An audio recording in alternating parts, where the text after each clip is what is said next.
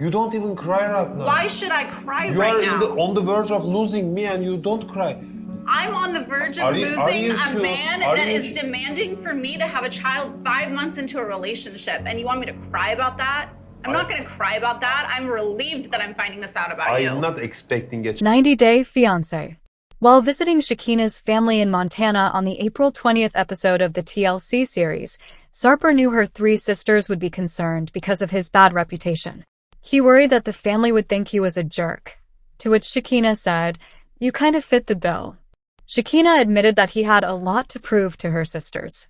She then reminded him the spot he found himself in was because of your own actions, ways you've chosen to live your life, and things you've chosen to do to me in our relationship.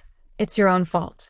I do think that my sisters hold a grudge against Sarper for the way that he treated Sharia the first time that they met, she said in a confessional. We're all very opinionated and we all want the best for each other, and if we don't think that the other is getting the best, then it makes us upset, so I feel like this is intense and there's a lot riding on this meeting. She later noted that her sisters, Sharia, Ziona, and Mariah, were very protective of her. Ahead of the meeting, Sharia told cameras, "I feel like the amount of time that I had with Shekinah and Sarper, I didn't really get to see the dynamic and the connection between them. So it'll be nice to see if anything's different." Sarper was showing his nerves about the family gathering, saying, "I feel an inmate going to his execution, but I'm ready for that." However, Ziona wasn't satisfied with her answer, saying, "It bothers me that she's being so naive about that kind of stuff. I don't like that mindset."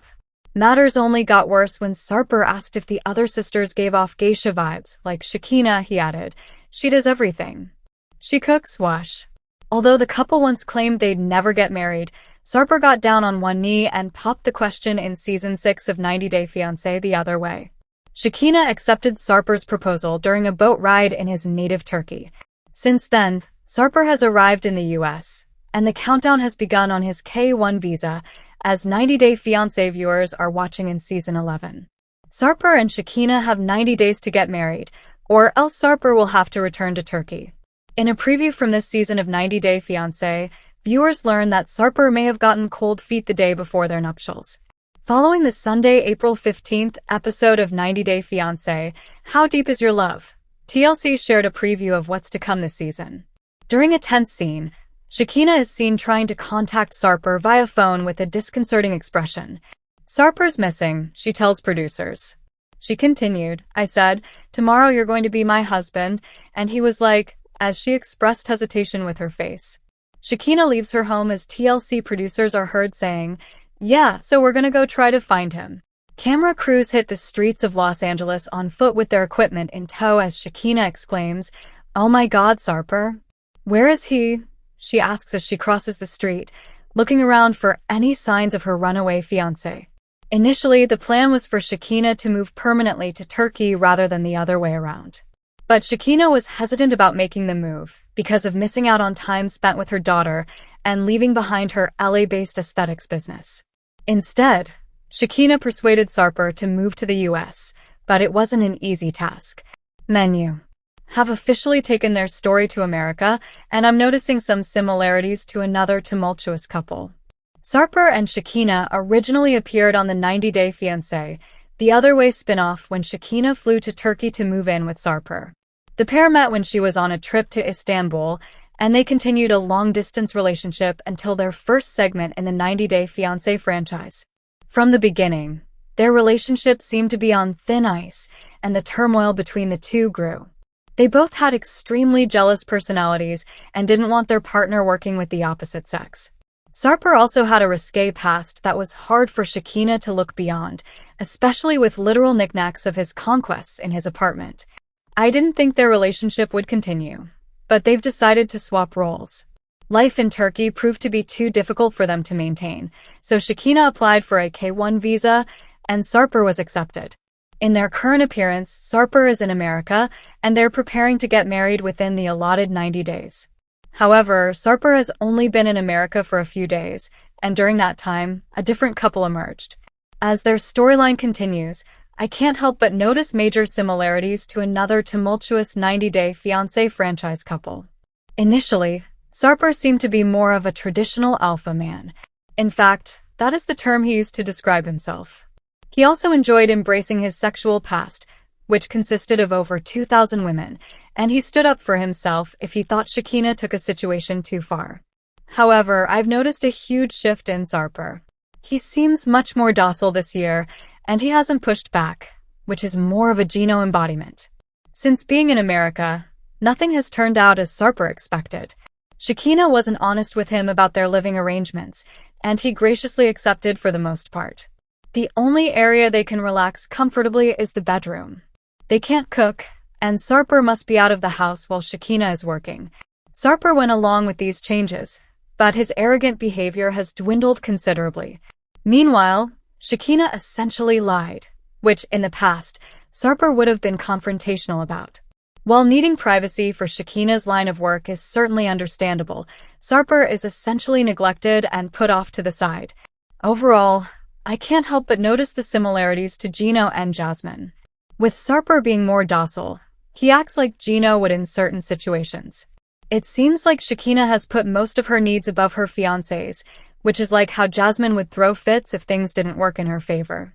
Sarper and Shekinah have always had an interesting dynamic and already shared similarities with Gino and Jasmine. Both couples have jealous personalities. Jasmine and Shekinah had plastic surgery and body enhancements done, have struggled with insecurities, and can be strong-willed. However, I'm noticing even more double standards arising now with the role reversal between Sarper and Shekinah.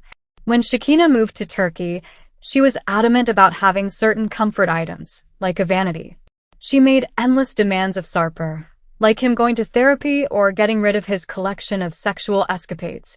If he didn't live up to her expectations, she wasn't a pleasant person to be around. Shekinah didn't want him training other women, cutting his clientele in half, and she didn't allow him to be friends with women, especially exes. Shekinah expected Sarper to make her life in Turkey as comfortable as possible. However, her apartment is also her workspace, and she kicks him out when clients are over. Shekinah still has friends of the opposite sex and even allowed her ex to interrogate her fiancé. If this double standard isn't the epitome of Jasmine and Gino's relationship, I don't know what is. Jasmine can be jealous, but she hangs out with men at the gym and even pushed for an open marriage. Sarper and Shekinah's relationship is starting to escalate, and I'm not convinced the duo will get married this season. With Jasmine and Gino's relationship potentially over, I wonder if Shekinah and Sarper will take their place and the show's tumultuous pairing. While Sarper has developed a more docile attitude, I suspect he won't stay in America. At some point, Gino stopped allowing certain behaviors, so it's possible for Sarper to find his voice again. Unfortunately, I think when he does, the couple will follow the same broken path as Gino and Jasmine. Menu. Gyven and Shekinah Garner are going strong, but Gyven is wondering what his life would look like if he didn't swipe right on Bumble, as he shared that he does not know if he would date her if given the chance to go back. In a conversation with People, the 90-Day Fiancé stars reflected on their relationship journey after Gyven received his K-1 visa and moved to the United States from Turkey. Despite being a united couple, not everything was easy for the pair since his arrival. Given his lifestyle before they met, their relationship was always going to be tested. On our first date, I told her everything, he shared with People. I was such a bad boy. I had such a life. I sent this message to her that I cannot be a serious guy for a relationship. But he used that a lot of the time because a lot of women will look at that and take it as a challenge to be like, I want to be the one to change the bad boy, Garner chimes in. I saw something in him, and I was like, he doesn't really want to be this person forever. I felt like he was getting tired of that life. Garner did not look at their relationship as a challenge, as she was accepting of who he was. However, if he were given the chance to go back in time, Gyven would not know if he could see himself with Garner today. If I had a chance to go back 2 years ago, would I swipe right on Bumble? I don't know. Probably. The pair first met on Bumble while Garner was on vacation in Turkey. At the time they met, Gyven was dating multiple women. However, Garner still moved to Turkey within a few months after they met. Gyven recently opened up about his body count, which he previously claimed to be 3,000 women. The 90-Day Fiancé star also claimed that his sexual history actually strengthened his relationship with Garner, despite her past doubts about his loyalty, as no woman can attract his attention now. For a man, if the body count is high, it's a good thing for a relationship, he argued. Because right now, women can't tempt me. During the interview with People, Guven opened up about his past, professional narcissistic mindset where he thought, you cannot love anyone more than yourself. However, his mindset changed when he met Garner, as he said, now I see her like myself. She has a problem, I have a problem. If she has happiness, I am more happy than her. Is it a good thing? I don't know. Although they are happy now, Guven does not know if he would see himself with Garner today if he had the chance to go back in time. Garner questioned him about his stance, but Guven stood firm on his answer. The 90-Day Fiance star argued, you have to think if it's worth it, but Guven reflects on the stress. I mean, look at whatever we've had. So much stress, he said. My life was peaceful. Your life was not peaceful. It was very chaotic, babe. In my way, it was peaceful, he continues. Because I didn't have any stress, I didn't have any emotional chains. My life was at a happiness level of 4, 5, 6. It was going steady. 90-Day Fiance returned for season 11 with familiar faces including Shekinah Garner and Sarper Guven, along with some newcomers who will certainly make a lasting impression, including a first-ever throuple navigating a long-distance relationship. 5 out of the 7 couples featured this time around appeared on the debut. Viewers got to catch up with proud boy mom Jessica Parsons, who lives in Torrington, Wyoming. During the Sunday, February 16th premiere episode, she was looking forward to seeing her love, Juan David Daza, after his trip from his native Colombia, but concerned about him getting acclimated to his new life as a full-time dad in the United States, especially because of how dead her town could be.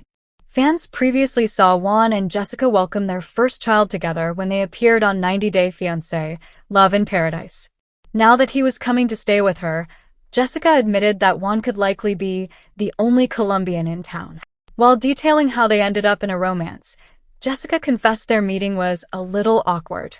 One night me, my best friend Megan, her husband, and my ex-husband were drinking, and we decided we were going to book a cruise a year from that date. And so, 1 year later came around and me and Tim, my ex-husband, were no longer together. And so we got on this cruise. The very first day we're in the casino, and this cute bartender came up to us, asking what kind of drinks we wanted. We flirted throughout the cruise, did not go hook up with the bartender Scout's honor, she said. Jessica shared that after they got closer, Juan popped the question during her 5th trip to Colombia. She later discovered that she was pregnant. I think that one doesn't fully understand what it's going to be like to be a parent, she admitted, noting that she is a mental health counselor and works quite a bit, so Juan would have to quickly adapt to step up and help me out with her family's hectic morning routine. It appears their relationship will be put to the test because her friends Megan and Amanda were skeptical of Juan's intentions. About 8 months after Juan and I had been engaged, a lady reached out to me and had said that she had met Juan on a cruise and that they had hooked up, and I was really confused by it, she said. Juan, however, reassured her that it never happened. Even though they were trying to move on from the questionable incident, she said, truthfully, I know there's something that my friends don't know, and I'm a little nervous about what will happen if that comes to light. When Juan did arrive in Denver, Colorado, he greeted his family warmly and later admitted there would be lots of pressure to adjust to his new role.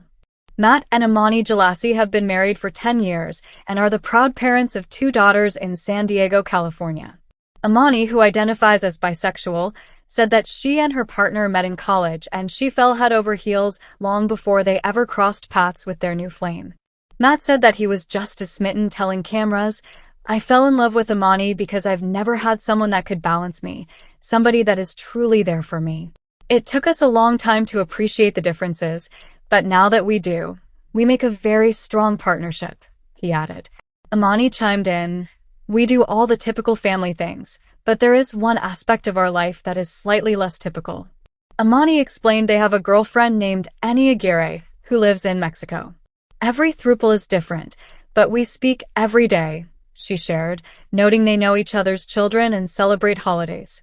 Matt admitted that being aware of his partner's attraction toward other women was something he got acclimated to over time. In the beginning, I would say that I was a little vulnerable to think that maybe there was something that I wasn't able to fulfill for her, he explained. The pair had been in a relationship with Annie, a mom of 3, for almost a year by the time they started filming, noting this was their first polyamorous relationship. We met in Mexico at a club. We had a lot of fun, a lot of drinks, and we ended up going back to the hotel together and just continuing to get to know each other, Amani shared. Feelings started to develop really quick. We want to bring her to live with us in the US, but obviously we have one tiny bit of an issue, and that is we are legally married. Our only option is to get legally divorced so that one of us can apply for the K-1 visa and bring her to the US. During a later scene, Matt and Amani were catching up with friends on a boat outing, revealing they planned on bringing Annie to San Diego to live with them. In order to make it official, the couple revealed they would need to separate just on paper to bring Annie over on a K-1 visa, much to the surprise of one of their friends, Kelly, who said, "You're legally tying yourself to someone you barely know." Their friend Eric also voiced his concerns, adding, "I'm mostly concerned just about overall Matt's well-being. Is he doing this because it's going to make his wife happy?" Sarper and Shekinah were in Ankara, Turkey, when the first episode of Season 11 premiered, and they were gearing up for an important day at the U.S. Embassy where Sarper was scheduled to do a visa interview.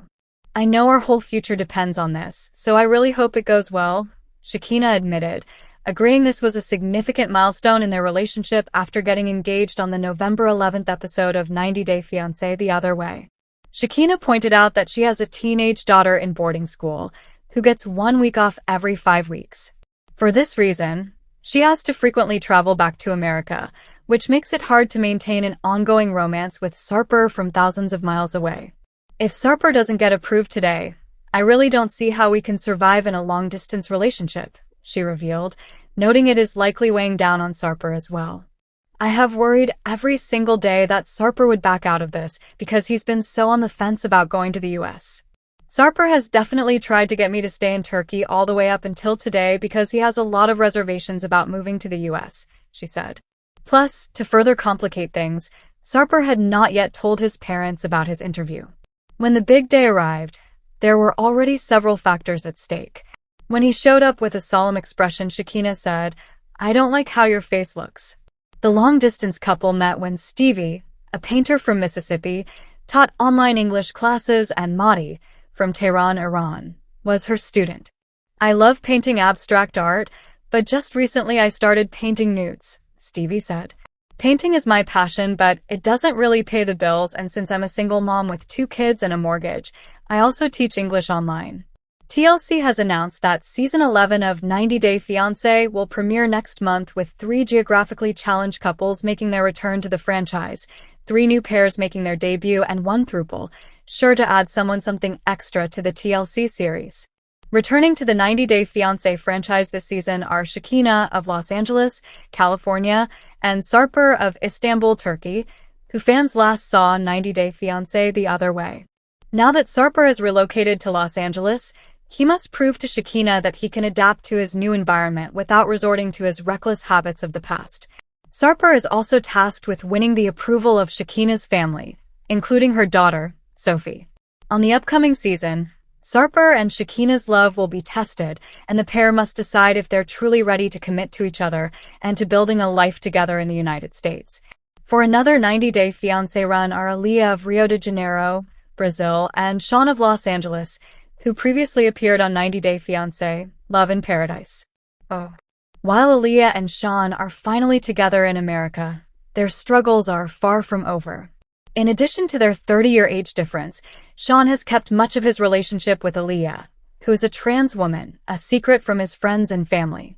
Sean will also have to work through his internal struggles relating to Aaliyah's transition, as she explores surgical options in the upcoming season. Jessica of Torrington, Wyoming, and Juan of Cali, Colombia, are the final couple making their return this season, fresh off of 90 Day Fiancé, Love in Paradise. This season, viewers will see Juan move to Wyoming to join Jessica and the couple's infant son, as well as his soon-to-be stepsons. Juan's new life also includes a major role shift from carefree bartender on a cruise ship to full-time father. Mark of West Ossipee, New Hampshire, is a 59-year-old divorced pilot who is instantly captivated by 34-year-old Mina of Paris, France. The long-distance lovers, who share a 2-year-old daughter, are finally ready to reside in the same country. However, Mina's move to the U.S. will require her to temporarily leave behind her 9-year-old son until his passport is processed in Paris.